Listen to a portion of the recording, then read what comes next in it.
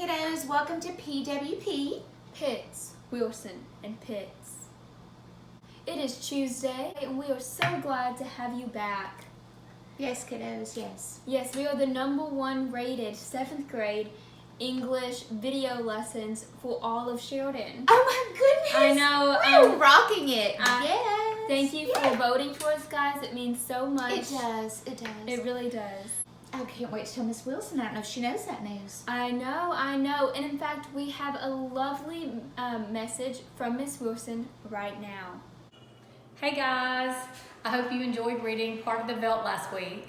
It's one of my favorite short stories by Ray Bradbury. I wanted to ask you if you were you able to infer anything about the mother's character in the story from what we read? I think that whenever she recognizes that the house is doing everything for her and it's kind of taken her place, she also fears the nursery. It says that in the story, in the lines, "I feel like I don't belong here. The house is wife and mother now and nursemaid. Can I compete with an African Veldt? Can I give a bath and scrub the children as efficiently or quickly as the automatic scrub bath can? I cannot." So I was able to infer that she feels like the technology of the house has taken her place and that she's not really important anymore. I hope that you're looking for things that show you how you'll be able to predict things to come and infer things. Miss Pitts, were you able to infer anything or predict anything, and how did you feel about the story? Are you there, Miss Pitts? Ooh, that is a good question, Miss Wilson. Thank you for asking that. It's so easy. One inference I can infer is that Wendy and Peter are both used to getting their way. They both seem taken aback that their parents are not letting them do whatever they please. It says that they were irritated and mad and even threw a tantrum when their mother told them that they couldn't take a rocket to New York.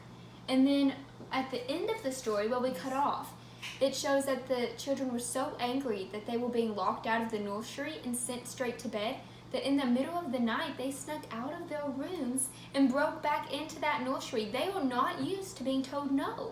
And the parents didn't do anything about it. Nope, they just stayed in their bed, again showing the parents don't typically get on to their kids. I know if I snuck out. Yes. Oh, you would back have in gotten the in day? trouble.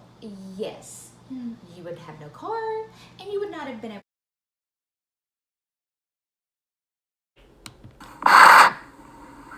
"Father," said Peter. "Yes." Peter looked at his shoes. He never looked at his father anymore, nor at his mother. "You aren't going to lock up the nursery for good, are you?" "That all depends." "On what?" snapped Peter. "On you and your sister. If you intersperse this Africa with a little variety, Sweden perhaps, or Denmark or China. I thought we were free to play as we wished." "You are, within reasonable bounds." "What's wrong with Africa, Father?" "Oh, so now you admit you have been conjuring up Africa, do you?"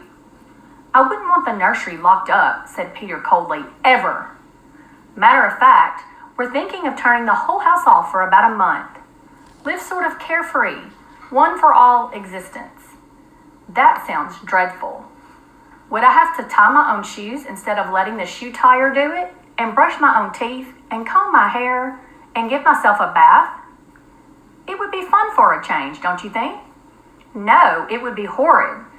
I didn't like it when you took out the picture painter last month." "That's because I wanted you to learn to paint all by yourself, son." "I don't want to do anything but look and listen and smell. What else is there to do?" "All right, go play in Africa." "Will you shut off the house sometime soon? We're considering it." "I don't think you'd better consider it any more, Father. I won't have any threats from my son."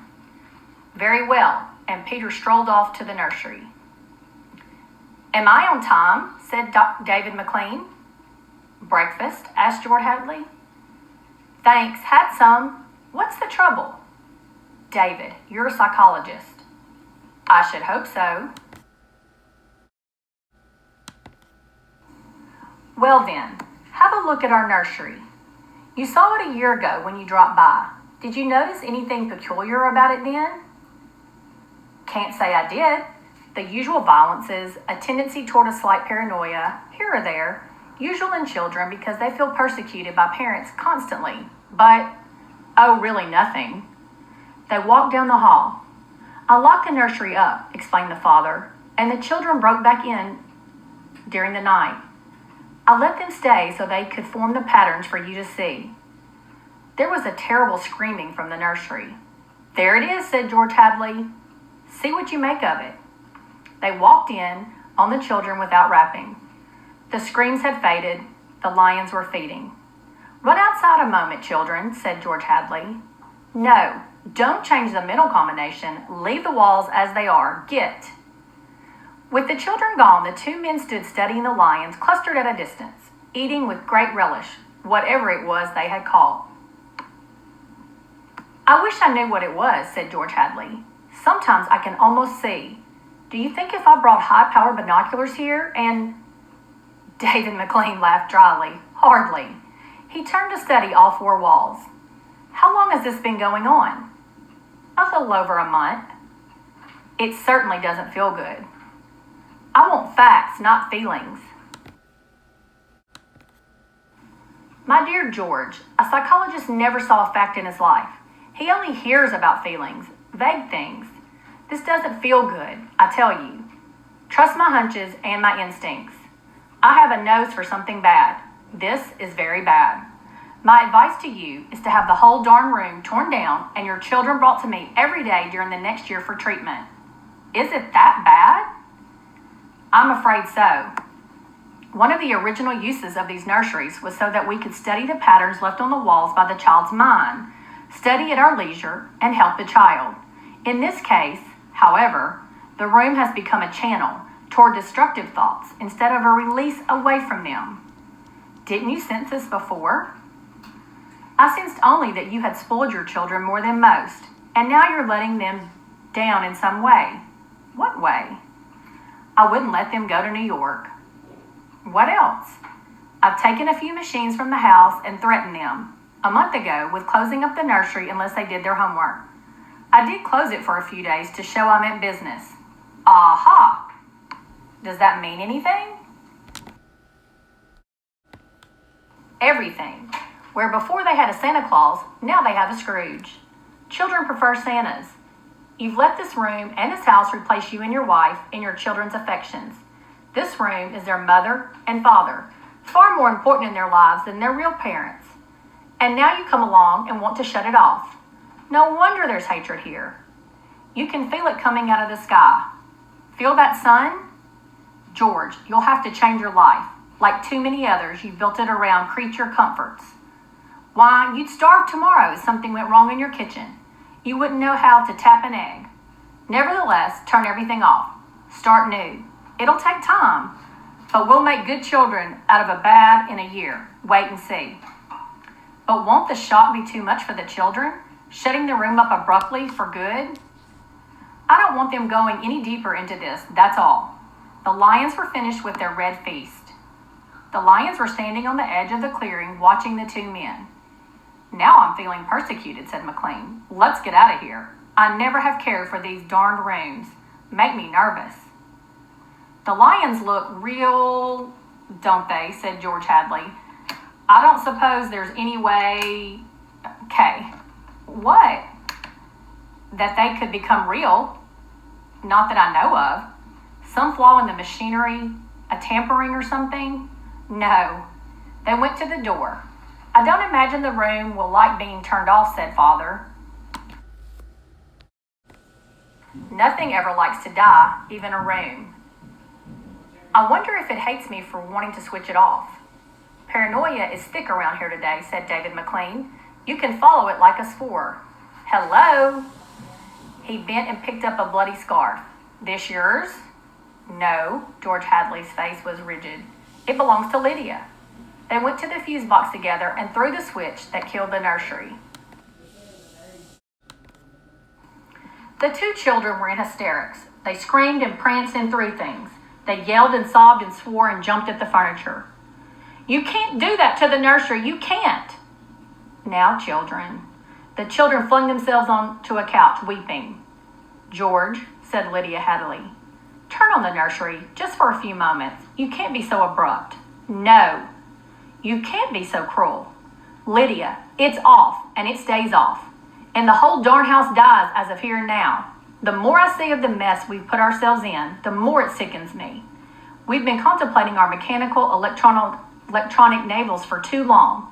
My God, how we need a breath of honest air. And he marched about the house, turning off the voice clocks, the stoves, the heaters, the shoe shiners, the shoelacers, the body scrubbers and swabbers and massagers, and every other machine he could put his hand to. The house was full of dead bodies, it seemed. It felt like a mechanical cemetery, so silent. None of the humming, hidden energy of machines waiting to function at the tap of a button. Don't let them do it, wailed Peter at the ceiling, as if he was talking to the house, the nursery. Don't let Father kill everything. He turned to his father. Oh, I hate you. Insults won't get you anywhere. I wish you were dead. We were, for a long time. Now we're going to really start living. Instead of being handled and massaged, we're going to live. Wendy was still crying, and Peter joined her again. Just a moment, just one moment, just another moment of nursery, they wailed. Oh, George, said the wife, it can't hurt. All right, if they'll just shut up. 1 minute, mind you, and then off forever. Daddy, daddy, daddy, sang the children, smiling with wet faces. And then we're going on a vacation. David McLean is coming back in half an hour to help us move out and get to the airport. I'm going to dress. You turn the nursery on for a minute. Lydia, just a minute, mind you. And the three of them went babbling off while he let himself be vacuumed upstairs through the air flue and set about dressing himself. A minute later, Lydia appeared. I'll be glad when we get away, she sighed. Did you leave them in the nursery? I wanted to dress too. Oh, that horrid Africa. What can they see in it? Well, in 5 minutes, we'll be on our way to Iowa. Lord, how did we ever get in this house? What prompted us to buy a nightmare? Pride, money, foolishness. I think we better get downstairs before those kids get engrossed in those darn beasts again. Just then they heard the children calling, Daddy, Mommy, come quick, quick. They went downstairs in the air flue and ran down the hall. The children were nowhere in sight. Wendy? Peter! They ran into the nursery. The veldt land was empty, save for the lions waiting, looking at them. Peter! Wendy! The door slammed. Wendy! Peter! George Hadley and his wife whirled and ran back to the door. Open the door, cried George Hadley, trying the knob. While they've locked it from the outside. Peter! He beat at the door. Open up! He heard Peter's voice outside against the door. Don't let them switch off the nursery in the house, he was saying. Mr. and Miss Hadley beat at the door. Now don't be ridiculous, children. It's time to go. Mr. McLean will be here in a minute. And then they heard the sounds. The lions on 3 sides of them in the yellow veldt grass, padding through the dry straw, rumbling and roaring in their throats. The lions! Mr. Hadley looked at his wife, and they turned and looked back at the beast edging slowly, forward, crouching, tail stiff. Mr. and Miss Hadley screamed, and suddenly they realized why those other screams had sounded so familiar. Well, here I am, said David McLean in the nursery doorway. Oh, hello. He stared at the 2 children seated in the center of the open glade, eating a little picnic lunch. Beyond them was the waterhole and the yellow veldt land. Above was the hot sun. He began to perspire. Where are your father and mother?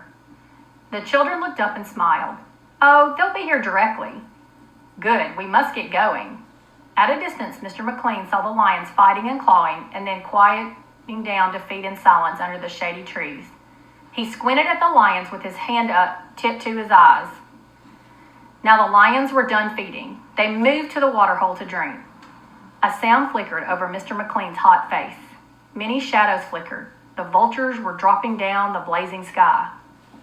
A cup of tea? Asked Wendy in the silence. Okay, One thing, we enjoyed looking at all of your responses. We have been grading them.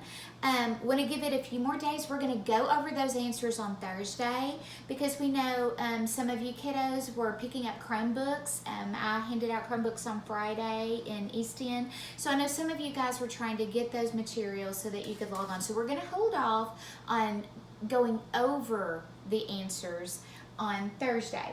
But I do want to talk to you guys about something that we've noticed. Make sure that you write in complete sentences first of all. Yes. The directions said to do that. Make sure that you are writing in complete sentences, which means using correct punctuation and capitalization. Also, I noticed some trouble with there, and there. And I know you guys know. So here's what we kind of wanted to remind you guys. When you are typing your response, you have time to go back and reread. Make sure you get your message across first and then just like edit, because I know what I meant to say, but you know, if you're in a hurry. Oh, my thing was often it's just one button wrong, and I know you've been working so hard on it in typing, but I mean, we all make mistakes, so we have to read through. So be sure to check over when you submit. But going over the there, and there. Remember, the easiest way to remember that, you have the pronoun there, T-H-E-I-R. That pronoun shows possession. So when you're talking about their children or their nursery, referring to the Welt, you're showing ownership, more than one person owning it. It's that possessive pronoun. So make sure that you use the correct T-H-E-I-R. If you have the contraction there, it stands for they are. So make sure you can do that little check of, does they are make sense there? And if it does, then you're using the correct there, okay? I always try to split it up, and I say they or in the sentence, and if it makes sense, then I keep it. Right. If not, I take it out and I change it to a different thale. And also, if it's possessive, you can think of it really possessive people. Yes. Say, that's mine. Okay, so you can think of the I's and saying, only I can touch it, only I can do this. So possessive. So the there with the I shows ownership. It's someone that is possessing something else. Great mnemonic device there just to remember the difference. Yeah, I'm so impressed. Really. And we understand, guys, when you're in a hurry. I was doing an email, you know, we are doing everything, you know, differently these days. And so I was emailing somebody and I got in a big hurry and I used the wrong to. It was I know. I caught it as soon as I hit send, of course. But it was too late, so I had to send that follow-up, I am so sorry, T-O-O. Because, you know, T-O-O doesn't just mean also, but it also means in excess. Mm-hmm. So when I say, oh, this is too much work, it's T-O-O. So anyway, we all make those mistakes, kiddos. Mm-hmm. And I would also like to say on the mood question, one thing we noted that we just wanted to say really fast. Yes. We noted that a lot of students said, I think the mood was this, and it would say something like void or tense, and then they would say because the character was void or tense. But its mood is supposed to be what, Miss Pitts? It's the way we as the reader feels, so make sure, yes, the character's actions and the way they are feeling does affect us because we begin to worry for them. But make sure that when you are explaining the mood that you use because of these situations or because of what these characters were saying or the setting, it in turn made me as the reader feel, because that's what mood is reflecting. Because when you just say the mood is void because Lydia was stressed out about the nursery, all it shows us is that you know how she was feeling. You never explained how you felt, which is the purpose of mood. Make sure you go back. We are reading these. Goodness, we miss you guys so much, and I'd love to be able to just, one-on-one, be able to tell you about it. I did email a few of you guys to let you know some problems that were occurring. But anyway, and we will continue to do that. And I will say, some of you put things like maybe IDK or like a question mark. We, Right. even though we're not in the classroom, we are right here to help you. Yes, You and can we want email to. us. You can remind message us. Yeah, but the Google phone number, just call that number that we've reached out with you guys. Exactly. We would love to talk to you if you are having a question. So make sure you reach out. We miss you, kiddos, and we will see you Thursday going over these answers from Friday and today, Tuesday. Overall, guys, a lot of you did Fantastic. great. Yes, it was fun to see you guys, your work again. We miss you guys so terribly. We do, but we won't have to say goodbye for long. I know. Because you will get to see us again on Thursday. Yes. Oh, and by the way, just so you can see my whole shirt. You're watching PWP. Pitts Wilson.